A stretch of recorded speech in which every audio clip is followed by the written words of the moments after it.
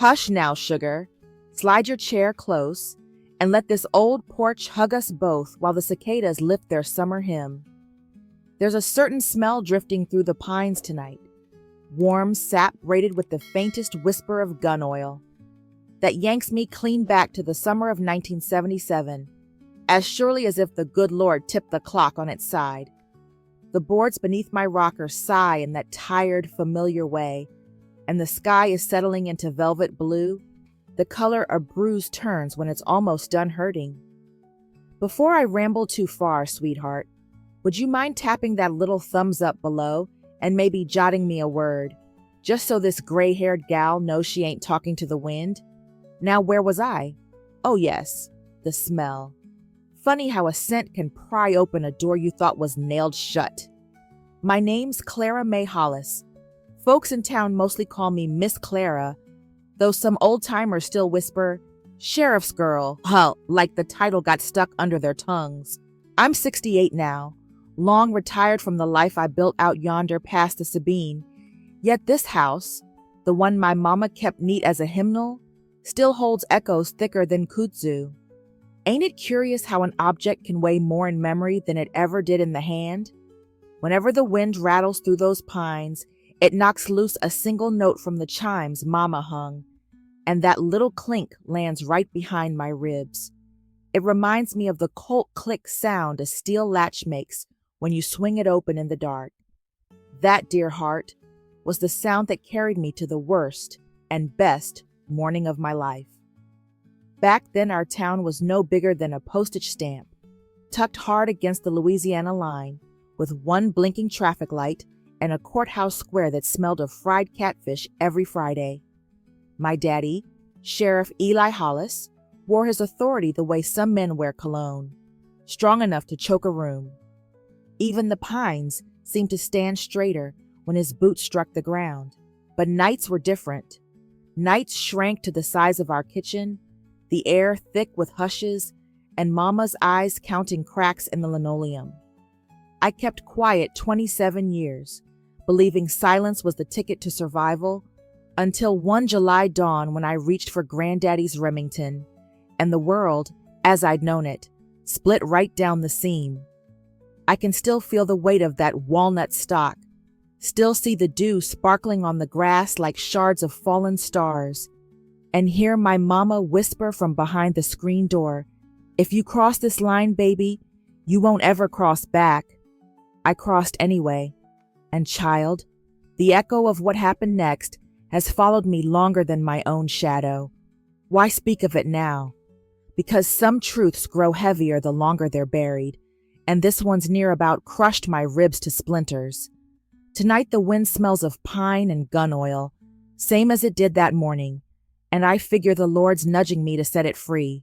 So settle in, grandbaby, pour us each a splash of sweet tea, and keep those pretty eyes on mine, for I aim to tell you how I shot my own father in the back, and why a town full of good church-going folk called me a hero for it. Stay with me, sugar, because by the time this rocker stops squeaking, you might just find yourself asking how far you'd go to stop deep darkness that walks on two familiar legs. Back when penny candy truly cost a single copper, and the milkman greeted every hound by name, I was little Clara May Hollis, tow-headed as a dandelion puff, bare-kneed, and certain the whole wide world was stitched together with magnolias, porch hymns, and Sunday promises. Our town, two dusty lanes cradled between the Sabine's lazy shimmer and a tall quilt of longleaf pines, moved at the pace of the noon freight whistle, slow enough that every face in the window could wave back. Summers smelled of creek water, tomatoes on the vine, and sun-baked cedar. Winters tasted of cane syrup and wood smoke curling from stovepipe chimneys. I was 9 when Daddy pinned the silver star to his chest, and the grown-ups boasted that Providence itself had settled on our doorstep. But to me, he was still just Daddy whistling Tennessee Waltz while mending the fence, rough hands gentle for a moment on the nape of my neck. Mama said if I listened close, I could hear angels in his footsteps, and for a spell I believed her, because a little girl's faith is as elastic as the gum she chews. My days began with a rooster crow and ended with lightning bugs trapped in a mason jar beside my pillow, their lanterns blinking like tiny promises that morning would come again. School sat 1 mile down the red clay road, a white clapboard box where Miss Vernon drilled us on arithmetic and good manners, and where the big oak out front kept my secrets. I'd lean into its bark, eyes closed, and dream of becoming a nurse, or maybe a piano teacher, anything that let kindness flow through my fingertips. On Saturdays, Mama and I shelled peas on the steps while the radio crackled ballads from Shreveport. Daddy's patrol car idled by the shed, gleaming as though authority itself had skin of black enamel. Folks stopped to tip their hats, calling him Sheriff, and pride ballooned my chest, though part of me wished he'd laugh like other daddies did. Evenings brought church suppers, fried catfish, coleslaw, lemon icebox pie, and I believed the smell of fellowship could heal any hurt. Truth is, hurt already lurked in the seams. Mama's smiles sometimes faltered when the screen door slammed, and my little brother Sam flinched at the sound of a belt clearing a loop. Yet back then, I painted those moments with the watery colors of childhood, refusing to let the hues run too dark. I thought joy was the natural state of things, that if you said your prayers, minded your manners, and brought the pastor's wife a jar of fig preserves, life would answer back with gentle mercies. I kept a diary under my mattress, pink-covered and padlocked, where I wrote about bluebonnets bowing in the ditch and how the fair lights looked like a second sky. I never once wrote the word fear. If a shadow crossed Mama's face, I told myself it was just the porch lamp sputtering. What did I know? I was a girl planting dreams like marigolds along the fence line, certain they'd bloom come spring. And oh, honey, I clung to the notion that goodness was a boomerang. Send it out, and it surely found its way home. It would be years before I learned some things never circle back unless you force them, and that even the brightest firefly carries its own dark when the light blinks out. Those early lessons, darling, are why I can knead dough without looking, sing every verse of Leaning on the Everlasting Arms, and smell rain coming before the clouds crawl across the pasture. It was the spring I turned 14, when dogwoods tossed their white confetti over the ditch banks and the air tasted of fresh-cut hay, that the first tremor slid beneath our tidy world and made my pulse tap a faster tune. Daddy had been sheriff 5 years by then, larger than life in polished boots and a brimmed hat that never dared tilt. Mama kept our house humming like a well-oiled singer, starching his shirts so stiff they could stand by themselves.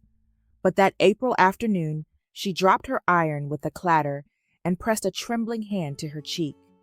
A claret-colored envelope lay on the table, smelling faintly of magnolia soap and secrets.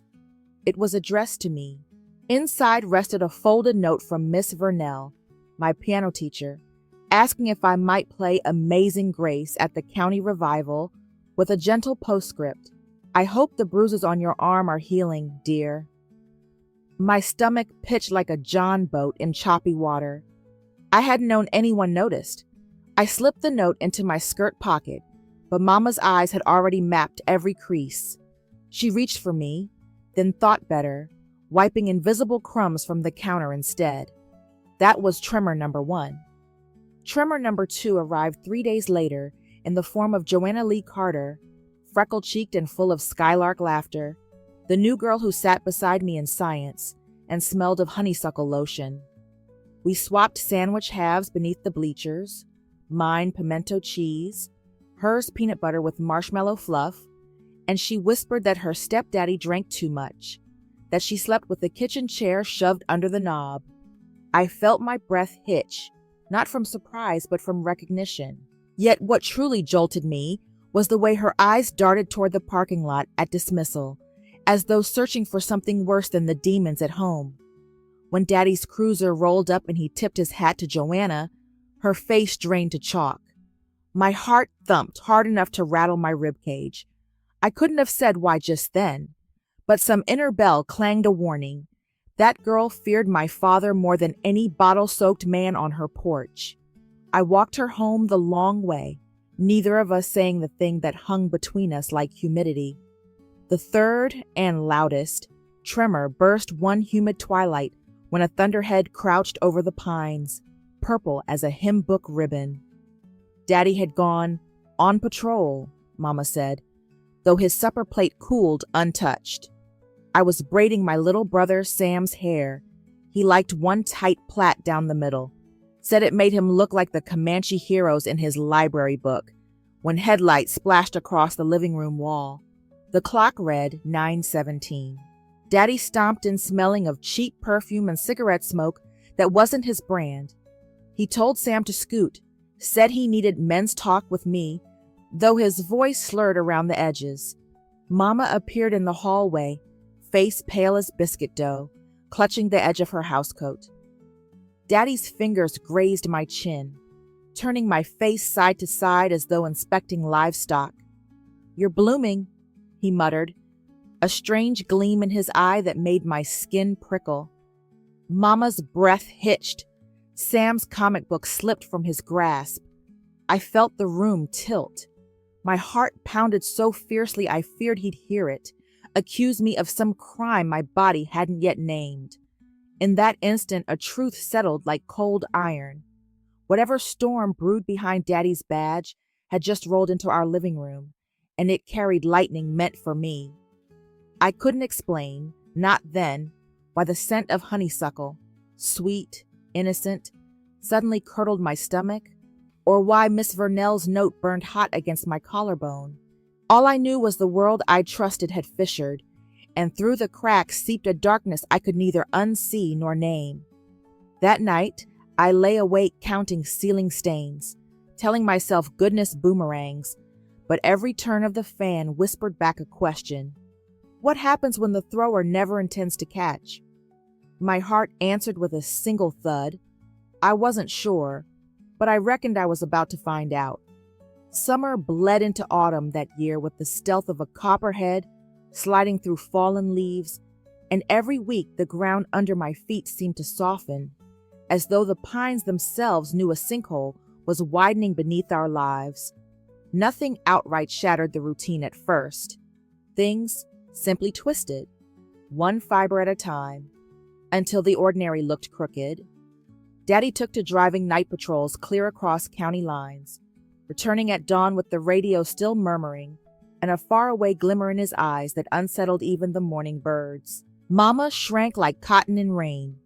She who once hummed hymns over biscuit dough now watched the clock the way sailors read storm clouds, lips moving in silent prayers that never reached her tongue. I tried to keep my own pulse steady. School, piano lessons, helping Sam with long division, yet tension hung in each room like a clothesline strung too tight. One evening, on my walk home from Miss Vernell's, I cut through Miller's orchard and froze at the sight of Daddy's cruiser idling behind the packing shed. Joanna leaned against the passenger door, braid undone, her smile brittle as frost on glass. Daddy's hand rested on the roof near her shoulder, too near, and though the angle hid his face, I saw Joanna's fingers worry at her sleeves the way a rabbit twitches before bolting. The cruiser's headlights flicked off when he spotted me. He offered to drive me home, voice smooth as pond water, but my legs carried me past him with a muttered "Evening, Sheriff," like I was any stranger. Inside, I burned with a new kind of fury, hot and bright, but fear wrapped it tight before it could flare. That night, I scrubbed my hands raw at the sink, as if the shame of seeing might rinse away.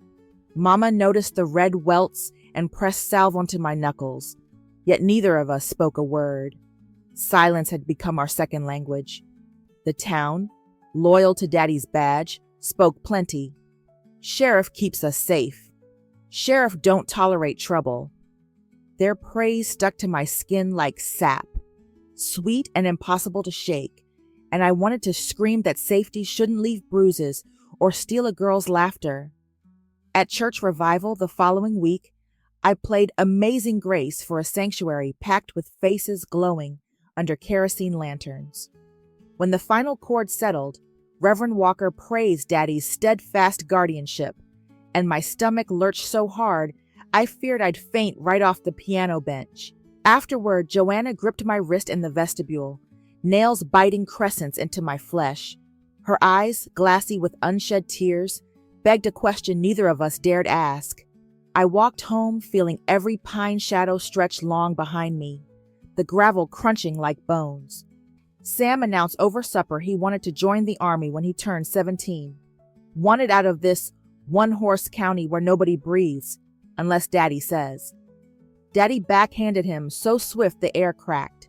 The plate shattered, peas skittering like marbles. I knelt to gather shards while Mama pressed ice to Sam's swelling lip, and Daddy wiped his hand on a napkin as though nothing but dust had clung to it. That night, Sam packed a duffel and slipped away on the midnight bus. His empty bunk glowed ghostly in the porch light, and Mama's sobs burrowed through the walls. I lay awake counting heartbeats, each one drumming the same question. Speak and risk the badge crashing down on us, or stay silent and let the darkness deepen. No teacher, no neighbor, no pastor would stand against him. They owed him favors or feared his wrath. The dilemma knotted tighter by the hour. Protect what remained of my family's fragile shell, or rip it open to chase a justice that might never come. I felt small, furious, and unbearably alone. Yet somewhere beneath the ache, a spark whispered that even a hollow log will kindle if the match is struck just right. Dawn on July 22nd, 1977, arrived hushed and silver, as though even the sparrows sensed the world was tilting towards something it could not undo. And I swear the second hand on Mama's kitchen clock stuttered when the sky slipped from indigo to pearl. Daddy whistled Tennessee Waltz under his breath while he filled a thermos, the tune so gentle it might have belonged to any tender-hearted father. Yet the note snagged on splinters of memory I could no longer sand smooth. Mama had locked herself in the bathroom, faucet running full bore to drown her tears. The door trembled with every muffled sob, but she stayed hidden, knowing the road ahead permitted only one traveler. I stood in the hallway clutching Granddaddy's Remington, the walnut stock oily against my palms, heartbeat ticking louder than the metronome Miss Vernell used during lessons. Daddy stepped onto the porch, tackle box clinking, and called my name the way you might coax a calf to slaughter, soft, almost sweet. Something inside me cooled, as if a single flake of snow had landed on a stove eye and silenced the hiss. I followed him outside, bare feet numb by dew, fireflies fading like little lanterns that had run out of will. He paused at the truck tailgate, back to me, humming that waltz's final line. For one breath the world stilled. No cicada, no breeze, only the hush before a judge drops the gavel. The Remington felt impossibly heavy, yet when I raised it my arms steadied of their own accord, as though every tremor of fear had drained away to make room for something fierce and ancient. I remembered Joanna's hollow gaze, Sam's split lip, Mama's silenced hymns, and I pressed the cold trigger, whispering a prayer that sounded more like a plea for morning to stop existing. The shot cracked through the pines, a single note sharp enough to slice the sky, and Daddy folded to his knees, hat rolling onto the dirt like a fallen moon. Time fractured. I heard the clock inside strike an hour that wasn't due, smelled gunpowder and honeysuckle braided together, tasted copper on my tongue though my lips were unbroken. He tried to turn, confusion clouding those iron blue eyes, but the weight of his own deeds pinned him before words could leave his mouth. In that suspended heartbeat, I understood loss in its purest form, not the absence of a person, but the shattering of every story you once told yourself about love and blood and duty. I had not killed a stranger. I had severed the root that named me. When silence rushed back, it sounded like ocean surf, though we were 90 miles from salt water. Mama emerged, face blotched, thin nightgown fluttering. She knelt beside me, did not touch the rifle, only gathered my trembling fingers and pressed them to her cheek, warm and damp. "Child," she whispered, voice steadier than I'd heard in years. "Sometimes mercy wears iron shoes." Sirens never wailed. Deputies arrived quiet as mourners, saw the scene, exchanged glances thick with understanding. One lifted Daddy's badge from his chest and slipped it into his pocket, the act both gentle and final. Papers recorded an accident. The town, bound by its own guilt, signed the story in silence. Yet I felt no victory, only a hollow ring where the music of childhood had once played. I lost the belief that goodness returns like a boomerang. I gained a heavier truth, that light sometimes survives only because someone dares strike the match, even knowing the smoke will follow them all their days. And in that first pink streak of sunrise, as Mama's arms wrapped around my shoulders, I felt the girl I'd been drift backward into the trees, replaced by a woman who knew the price of stopping darkness and would carry that cost, heartbeat by heartbeat, into every tomorrow. For weeks after the shot, the whole county sounded like somebody had turned the radio to static and then moved clean out of the room. Even the whip-poor-wills kept their counsel. Folks passed the house bringing pound cakes wrapped in waxed paper, speaking in hushed porch step voices. But the minute their cars rattled off, the hush closed over again, thick as cotton batting. Daddy was laid out in the fellowship hall between two urns of gladiolus, badge polished, hat perched just so. Yet I never walked forward to trace the brim because my legs could not decide who I was in relation to the pine box. I remember the organ leaking in the garden, slow as cold syrup, while Mama's fingers found mine and squeezed without looking. Sam was already a bus ticket away, and Joanna's pew sat empty save for a bulletin folded like a broken wing. The sheriff's office draped black bunting and talked of tragic accidents, and the newspaper ran a headline long as Lent about community loss. But behind screen doors, I heard relieved sighs float up like heat off asphalt. When the casseroles cooled and the gladiolus wilted, the quiet settled deeper, and I felt myself shrinking inside a shell of afterthoughts. Nights, I lay in my childhood room listening to pine limbs scratch the siding, half waiting for Daddy's boots to stomp the threshold, half begging the wind to tell me I had not simply dreamed the freedom. Prayer came clumsy. I knelt, but words slipped sideways, so I took to cleaning. Windowsills, baseboards, hinges, scrubbing until dawn plucked the stars away and the house smelled of lie and restless conscience. 3 months on, I caught sight of my reflection in the parlor glass.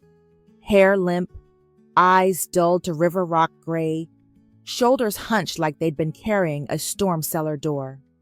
That morning I packed a cardboard suitcase, kissed Mama's forehead, and boarded the westbound train with $32 and Granddaddy's pocket New Testament. No one tried to stop me. Perhaps they understood the house needed air not thickened by memory. The years that followed moved in uneven spurts, like a wagon on rutted road. I rented a room above a feed store in Nacogdoches, waited tables at a diner smelling of fried okra and burned coffee, learned to answer to Claire instead of sheriff's girl. At first, every slam of a cupboard made me flinch, and any man in uniform set my pulse skittering. But time, like creek water, polished the jagged places even when I wasn't watching. I met Thomas Holliday during a hospital drive to donate blood. His laugh was soft butter on warm cornbread, and he never asked about the scar of silence behind my eyes. We married beneath a live oak dripping Spanish moss, and when our Lila was born, I rocked her through moonlit feedings, whispering that the world could be kind if you tended it like a garden. Yet some nights, after the household slept, I'd sit on the porch, palms cupped around a lukewarm mug, and feel the old emptiness flick its tail, reminding me that removing a monster doesn't root out the shadow it leaves. Church remained my harbor, though the hymn sounded different. I sang softer, aware that forgiveness is not a finish line, but a loop you walk daily, sometimes barefoot over gravel.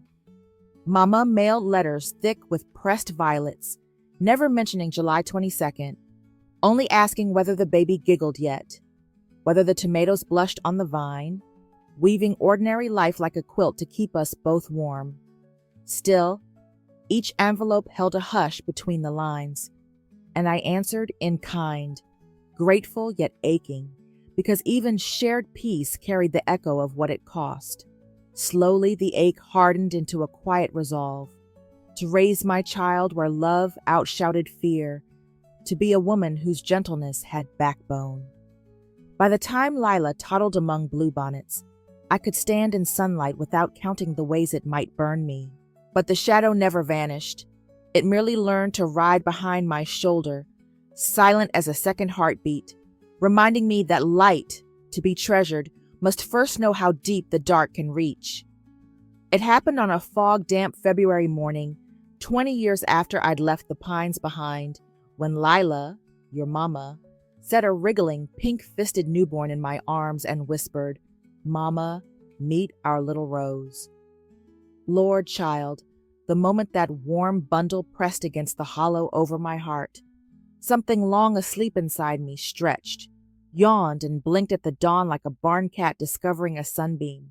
I'd spent years packing lunches, paying light bills, patching scraped knees, all good work but mostly forward motion to keep from looking back, yet Rose's tiny lungs drew one quivery breath, and the room filled with a hush so pure it felt like the Almighty tapping me on the shoulder, saying, "Clara May, it's time to live open-hearted again." I carried her to the window, winter light slanting across her satin cheeks, and right then a notion rooted itself. If I let my story die on the vine, the shadows would sprout fresh in somebody else's yard. The very next Sunday, cheeks still damp with new grandma tears, I baked an extra pecan pie, marched over to the women's shelter our church kept in the old parsonage, and asked the director if they could use an extra pair of hands. She looked me up and down, hair silver, knuckles crooked from arthritis, and blessed me with a smile sweeter than sorghum.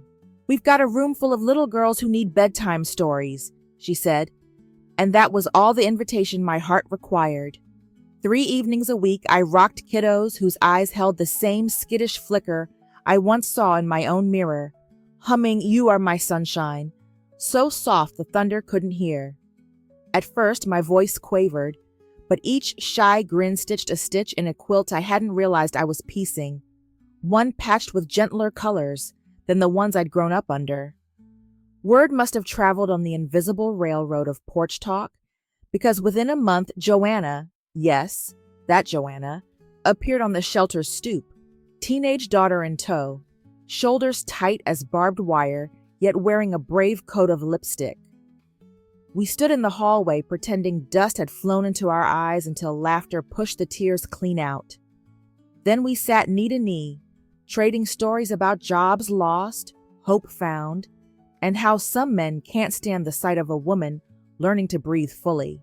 That evening, while the children colored paper butterflies, Joanna nudged my elbow and murmured, "Clara, maybe you ought to teach a class. Show these girls what safe feels like." Mercy me, I hadn't taught anything but Sunday school finger painting, but the idea flickered like a match in kindling.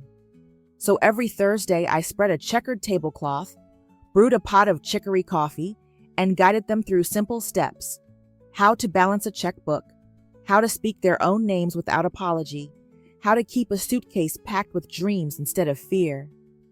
With each lesson, my own lungs stretched wider, drawing air I didn't know was missing, and the shell I'd worn for decades began to shed like old bark. One brisk March afternoon, Rose toddled into that very room, curly head bobbing, and climbed onto my lap while I demonstrated the difference between caution and cowardice. Her giggle rang clear as sleigh bells, and I realized my story, thorny, tangled, yet still flowering, had become the very lantern I once wished for in the dark. That's when the new sense settled firm. I wasn't put on this earth merely to survive what happened under those pines. I was called to harvest the good seed hidden in the ashes and scatter it wide so no child would ever mistake silence for safety again. And honey, that purpose fits my shoulders light as a linen shawl on an April breeze. Last spring, when the red buds were just daring to bloom and Rose was practicing her first cursive loops, I opened Mama's cedar chest for the first time since she passed. Inside, wrapped in an oil-dark rag, lay Granddaddy's Remington bolt and Daddy's tarnished star, two keepsakes bound like thorn and blossom. My hands trembled so hard the cedar scent filled the room, and for a long moment I simply watched those symbols glimmer dully, feeling 68 years of hush gather behind my eyes. The girl who pulled the trigger had vanished into memory, yet the woman I'd become still carried the weight, as though stitched into her bones. In that hush, I felt a nudge, maybe the Holy Spirit, maybe my own conscience, whisper that secrets left too long underground sprout roots of their own.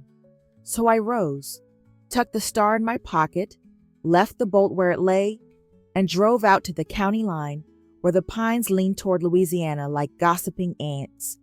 The afternoon light poured gold through the branches, and cicadas started their slow applause.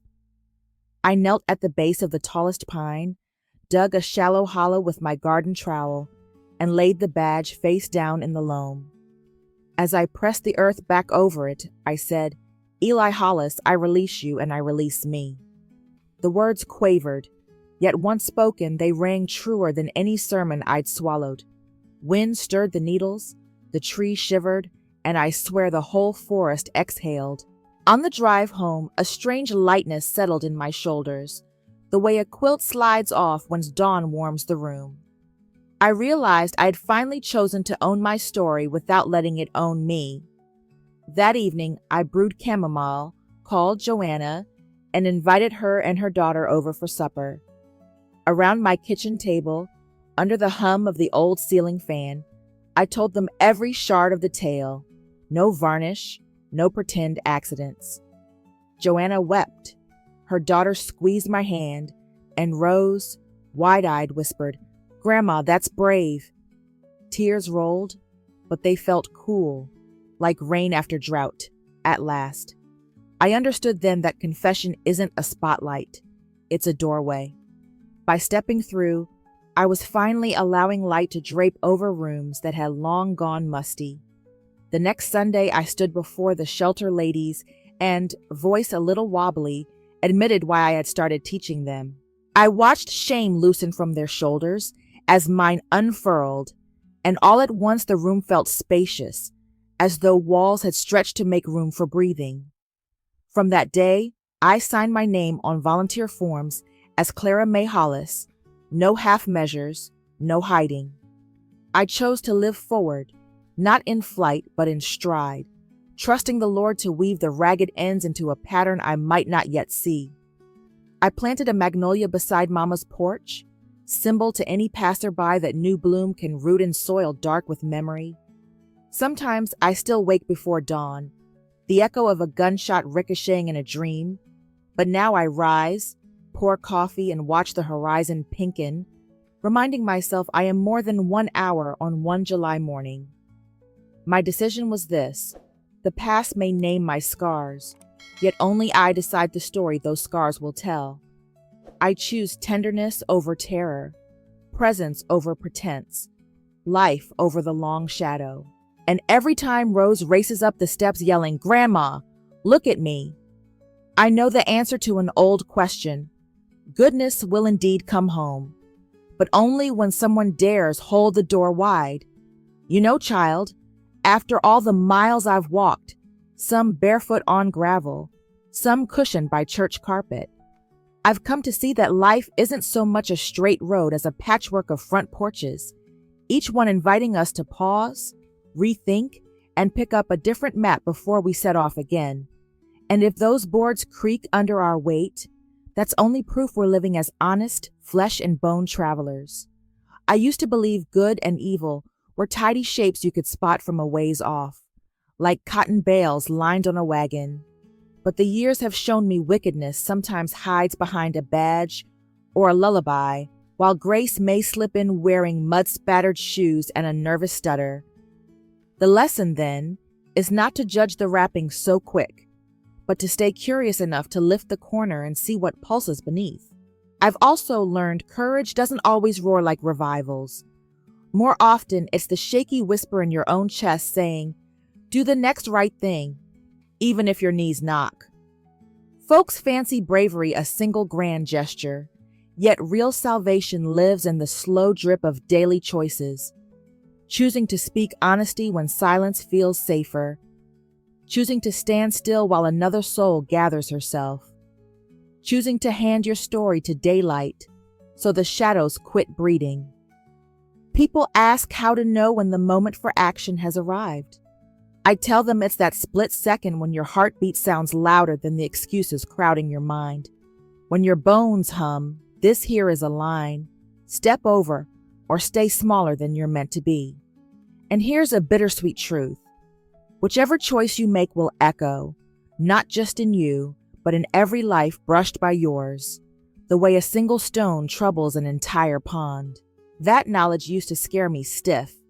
Now it steadies my hands, because I see influence as a mercy, our chance to plant something kinder than what was planted in us. Another wisdom. Forgiveness is neither forgetting nor folding. It's deciding the past may sit at your table, but may no longer carve the meat. I buried Daddy's badge not to erase history, but to keep it from poisoning tomorrow's stew. When Rose asks why we still pray for folks who wronged us, I tell her, hate is a weed that'll choke your own garden first, and we've got tomatoes to tend. Yet forgiveness never cancels accountability. Rather, it frees you to seek justice with a clear eye instead of a clenched fist. And on the tender side of things, love, true, generous, dazzling love, isn't earned by perfection. It arrives because someone, somewhere, chooses to see the bright thread in your ragged weave. So treat people like quilts. Study the patches before you toss them away, for some squares carry stories that can mend your own. Finally, darling, if all this rambling boils down to a single seed, it's this. The clock is not waiting to grant you permission. Whatever truth rattles your rib cage, whatever kindness you keep putting off till the bills are paid or the skies look friendlier, bring it to light now, mess and all. Maybe it's time you stopped watching that porch swing sway empty and set your own self upon it. Feet dangling, heart open, ready to tell the wind who you really are. Because if an old grandmother can forge mercy out of gunpowder and pine needles, surely you, with your bright eyes and unblistered palms, can make something luminous out of the day still stretching before you. Come a little closer, sweetheart, and rest your elbows on this railing beside mine, because the night's grown gentle and I like these last words to reach you the way fireflies find an open jar, quietly but bright enough to stay with you long after the lid is set back on. Everything I've told you, pine-scented summers, the weight of a walnut stalk, the hush that follows thunder, belongs to yesterday, yet it keeps breathing into tonight, shaping the way I sip my tea and the way I say your name. Maybe you felt something similar, an old echo threading through your present tense, asking to be heard? If so, let this porch be proof that even echoes can teach new songs. I have learned that courage is rarely a trumpet blast. More often, it is the soft clearing of a throat before a truth finally steps forward. I have learned that justice sometimes travels in plain clothes and takes the long road, but kindness can meet it halfway and guide it home.